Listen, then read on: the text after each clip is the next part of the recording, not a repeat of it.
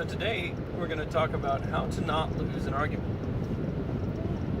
Yeah, and I don't mean like just a disagreement about what you want to do about something, but a philosophical, critical thinking type of argument. Yeah. So the things that I see that people do, and the things I used to do, which would lose you an argument, are really the same three things over and over again.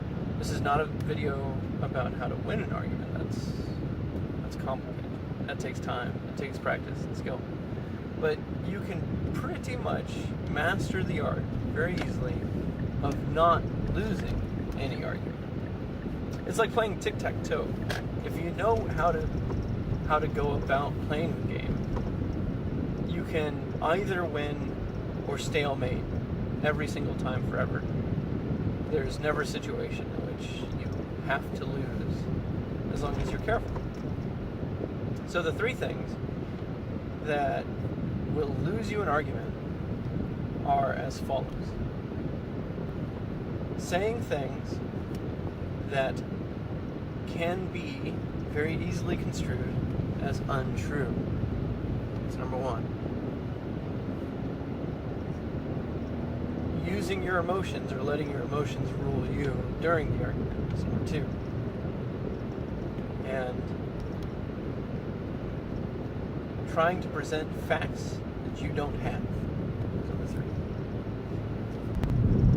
The thing you have to do in order to master the art of never losing an argument is to do those three things. You never say things that are untrue, right? You can say them in such a way that it's more of a might be, it could be that, if so and so forth. You know?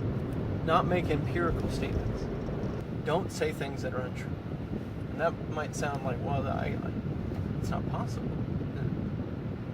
If I don't know that it's not true, then it's not my fault that I say it's not true. No, that's not exactly accurate. The way you keep yourself from saying things which are untrue is by qualifying, using caveat, using non-empirical statements, non-solidified statements. So, as an example of a way to ensure that you're not saying things which are untrue, let's look at arguments about policing a city. What's up, buddy? Okay. So, when people argue about policing a city, there's two different directions that I've seen some people go, and that I've seen cities go. And one is in accordance with the broken window theory. And so, if I were to say that as long as cops police every crime as rigorously as possible, to include even the smallest crimes like jaywalking, then crime as a whole will go down. And the problem with that is that phrase, will go down. All I have to do to make it so that I don't lose an argument about policing cities is say want water again? Alright, hold on. All I have to do is, instead of saying will go down, and say as long as cops police even the smallest crimes, then crime as a whole should go down.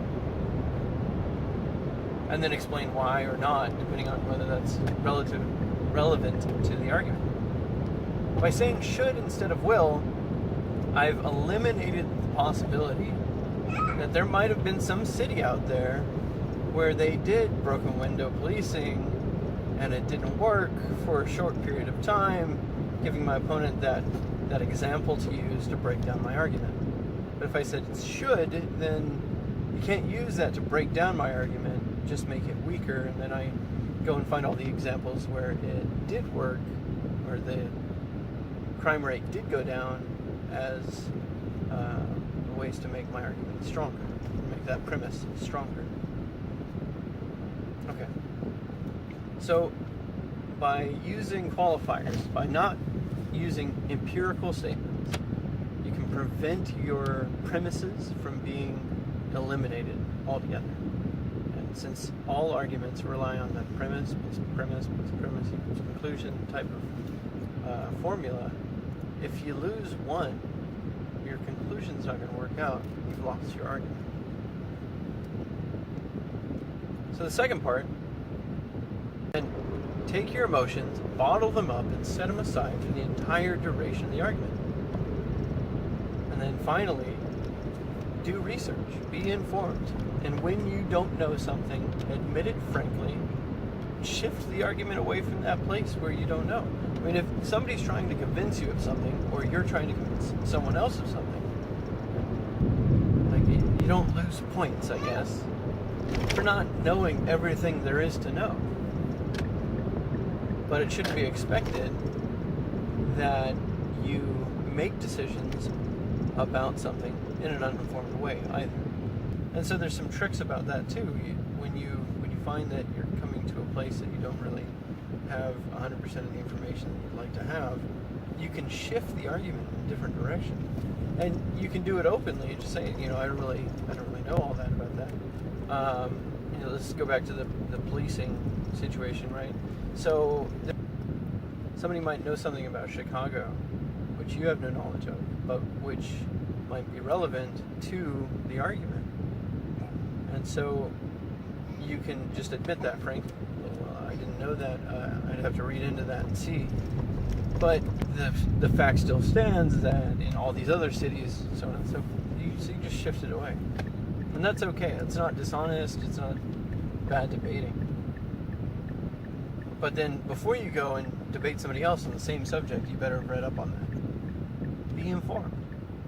I mean, the whole purpose of the First Amendment, I think, if you watched my other video, the purpose of the First Amendment is to make sure we can solve problems as a society.